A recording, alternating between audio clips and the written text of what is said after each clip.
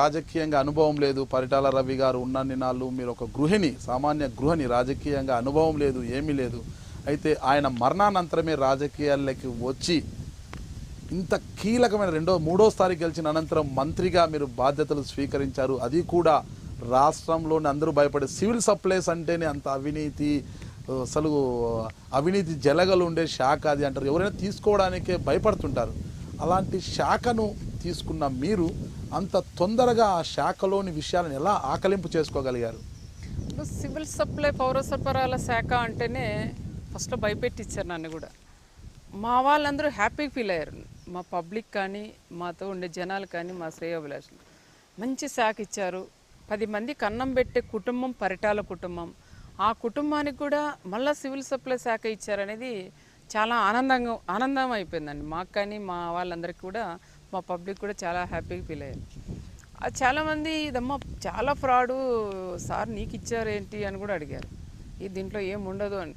నాకు డబ్బు సంపాదించుకోవడానికి కాదు, మంచి పేరు తెచ్చుకోవాలా, నాకు అవసరం కూడా ఈ శాఖ అనేది. దీన్ని మంచి పేరు తెచ్చి గుర్తింపులాగా తీసుకొస్తామని చెప్పి వాళ్ళకి కూడా మాట ఇచ్చామని. సారు నా కుటుంబం చూసే నాకు అది ఇచ్చారు. వీళ్ళు ఎప్పుడూ పబ్లిక్తో ఎక్కువ ఉంటారు, జనం మనుషులు వీళ్ళు, జనానికి ఇబ్బంది లేకుండా, జనాలు మోసం చేయకుండా ఉంటారనే ఆలోచనతో నాకు ఆ శాఖ ఇచ్చారని నేను ఎంతో హ్యాపీగా ఫీల్ అయినా ఆ రోజు కానీ ఈ రోజు కానీ. ఆ సివిల్ సప్లై అనేది కూడా చాలా ఫ్రాడ్ అండి. కాంగ్రెస్ గవర్నమెంట్లో కూడా చూసాం. మాకు వచ్చిన తర్వాత ఎక్కడ చూసినా అవినీతి, డీలర్లు అయితే ఎక్కడ చూసినా వాళ్ళు మూట్లు అమ్ముకోవడం, బయట పబ్లిక్ కూడా రాకోకుండా ఆ బియ్యం కూడా లోడ్లన్నీ అమ్ముకోవడం, బాగా దాచుకున్నారు డీలర్స్ కూడా. అందరూ కొంతమంది అయితే ఉన్నారు.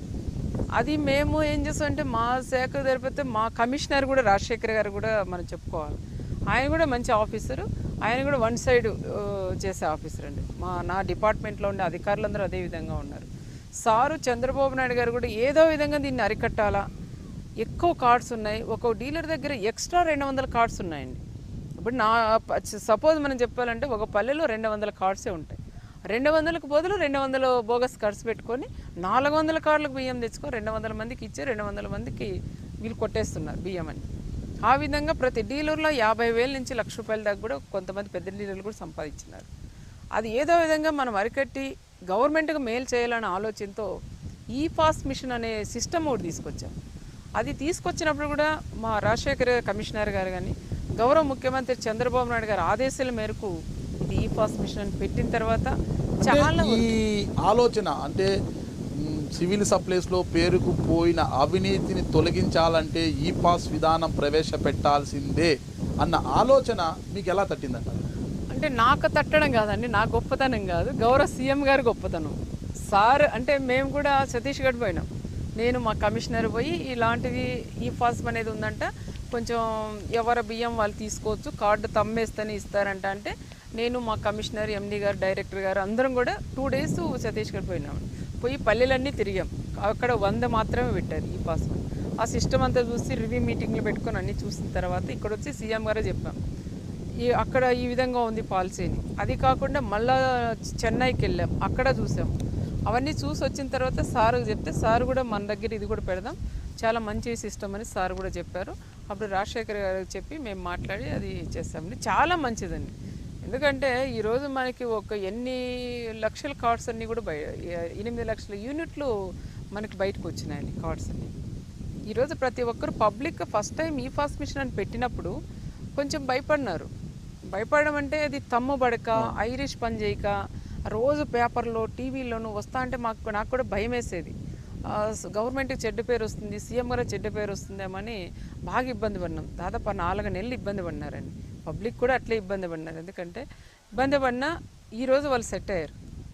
ప్రతి ఒక్కరు అమ్మ మా బియ్యం మాకు అందుతున్నాయి, ఇంట్లో నేను వెళ్ళి తమ్మేస్తేనే నా బియ్యం నాకు అందుతున్నాయి, గతంలో ఈ విధంగా కాదు, ఫస్ట్లో పెట్టినప్పుడు ఎందుకు ఈ విధంగా పెట్టారన్నాం కానీ ఇప్పుడు బాగుండాయి అన్నారు. కానీ కొంతమంది డీలర్లు కూడా దీంట్లో కూడా అవినీతి చేశారు. చంద్రబాబు నాయుడు గారు వచ్చిన తర్వాత ఈ పాస్ మిషన్లో పెట్టారు, చూడు ఈ గవర్నమెంట్ వస్తే ఇట్లే ఉంటుందని పబ్లిక్ మిషన్లు పని చేసినా చేయలేదని కూడా వాళ్ళని కూడా బయటికి పంపించినారండి. ఆ విధంగా కూడా మమ్మల్ని భ్రష్టు పట్టించారు డీలర్. ఈ తంబు ఇంప్రెషన్లో ఐరిష్ పని చేయడం లేదు ఆరోపణలు వచ్చాయని మీరే అంటున్నారు, పత్రికల్లో వచ్చాయంటున్నారు. అలాంటే దాన్ని అధిగమించడానికి ఏం చేశారు మీరు? అంటే సిగ్నల్స్ టవరు కానీ సిగ్నల్స్ సరిగ్గా లేకపోయినదండి. ఇప్పుడు మేము సిగ్నల్స్ ఉండే ఏరియాలో కూడా మనం పెట్టాం, అది కూడా వస్తుంది. ఇంకా కొంతవరకు ఎవరికైనా తమ్ము కానీ ఐరిష్ పని చేయకపోతే విఆర్ఓను, సెక్రటరీ, ఎంఆర్ వీళ్ళ డీలరు వాళ్ళు తమ్ము వేస్తే గిన వాళ్ళ ద్వారా వాళ్ళకి బియ్యం ఇమ్మని కూడా మనం రైస్ ఇచ్చేదానికి కూడా పెట్టాం. ఇంకా కొంతమంది బెడ్ మీద ఎవరైతే ఉంటారో వాళ్ళు కానీ లెప్రసీ వాళ్ళు ఉంటారు కదండి, వాళ్ళకు కూడా మనం మీ ఇంటికి మీ రేషన్ అనేది కూడా ఒకటి తీసుకొచ్చాం. ఆ సిస్టమ్ చాలా మంచిది. అది మీ ఇంటికి మీ రేషన్ అనేది కూడా పెట్టాం. సర్వే చేసిన తర్వాత ఇప్పుడు అనంతపురం జిల్లాలో చూస్తే 4700 మంది ఉన్నారు అలాంటి వాళ్ళకి మనం తమ్ము ఇది పెట్టిన తర్వాత అందలేదు పాపం. మాకు బ్యాడ్ నేమ్ ఎక్కడొచ్చింది, అక్కడొచ్చింది ఫస్ట్లో. తర్వాత ఇది మీ ఇంటికి మీ రేషన్ పెట్టిన తర్వాత చంద్రబాబు నాయుడు గారు దేవుడమ్మ 1000 రూపాయలు మాకు పెన్షన్ ఇస్తున్నారు, బియ్యం కూడా మా ఇంటికి నెల నెల మాకు పంపిస్తున్నాడు, ఆయన 100 ఏళ్ళు చల్లగా ఉండాలమ్మా అని దీవెనలు కూడా చాలామంది ఇచ్చినారు. ఎందుకంటే ప్రతి నెల 7వ తారీఖు అనే డేట్లో వాళ్ళందరికీ కూడా ఈ జిల్లాలో అందిస్తాం. మళ్ళా మనకి కర్నూలు జిల్లాలో 9000 మంది ఉన్నారు, వాళ్ళందరికీ కూడా ఒక డేట్ ఫిక్స్. రాష్ట్రంగా ప్రతి ఏటా మీరు వందలాది పెళ్ళిళ్ళు, వేలాది పెళ్ళిళ్ళు చేస్తున్నారు, వందలాది పక్కన పెడితే వేలాది పెళ్ళిళ్ళు చేస్తున్నారు. అయితే మీ ఇంట ఆ శుభకార్యం అంటే ఆ పెళ్లి గంట ఎప్పుడు మోగుతుంది, ఆ పెళ్లి బాజ ఎప్పుడు మోగుతుందని అందరూ ఎదురు చూస్తున్నారు. అది కూడా త్వరలోనే అండి, అంటే శ్రీరామ్ తర్వాత పాపకు చేయాలని ఉంది. ఫస్ట్ శ్రీరామ్కు చేయాలనుకుంటున్నారా? ఎందుకంటే వాళ్ళ చెల్లెలు కళ అది.